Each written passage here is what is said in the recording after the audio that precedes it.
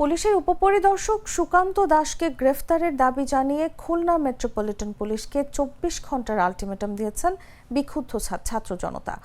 বুধবার দুপুর থেকে খুলনা মেট্রোপলিটন পুলিশের হেডকোয়ার্টারের সামনে ছাত্র জনতার আন্দোলন থেকে এই আলটিমেটাম দেওয়া হয়। এ সময় হেডকোয়ার্টারে তালা ঝুলিয়ে দেন তারা। প্রত্যক্ষদর্শীরা জানান, মঙ্গলবার বিকেল ৪:১৫টায় খুলনা নগরীর ইস্টার্ন গেট এলাকায় এসআই সুকান্ত দাসকে পেয়ে ক্ষুব্ধ জনতা মারধর করে।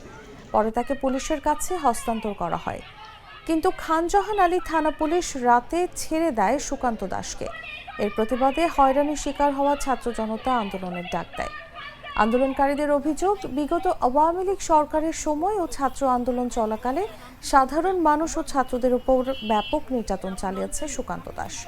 ভিন্ন মতের রাজনৈতিক দলের কর্মীদের ধরে নিয়ে নির্যাতন করেছেন, পরিবারকে ভয়ভীতি দিয়ে অর্থ আদায় করেছেন।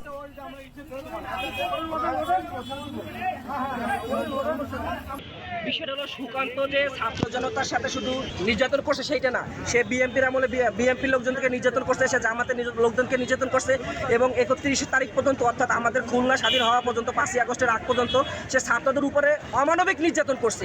এসআই সুকান্ত সে একজন পুলিশ সদস্য, সে কোনো একটা ইউনিটে চাকরি করতেছে এখনও। মামলা সংক্রান্ত যে বিষয়টা, মামলা যেখানে হোক সেখানে তার বিরুদ্ধে যে মামলার কথা বলেন, আমাদের জানার মধ্যে 2টা মামলা আছে। তো 2টা মামলা, একটা বিবাহিতে তদন্তাধীন আছে আর একটা কেএমপিতে। তো তদন্তাধীন অবস্থায় মামলাগুলো শেষ না হওয়া পর্যন্ত, তদন্ত শেষ না হওয়া পর্যন্ত বলা যাবে না তার রেসপন্সিবিলিটি কীরকম ছিল, কার দায় কতটুকু। তার নিজের যে ইউনিট কর্মস্থল চুয়াডাঙ্গায় যাওয়ার পথে সে তার প্রতিরোধ করা হয় এবং তাকে জনতা আটকায়। এরপরে আমাদের কেএমপি পুলিশ সেখান থেকে নিয়ে আসে থানায়। পরে সে আবার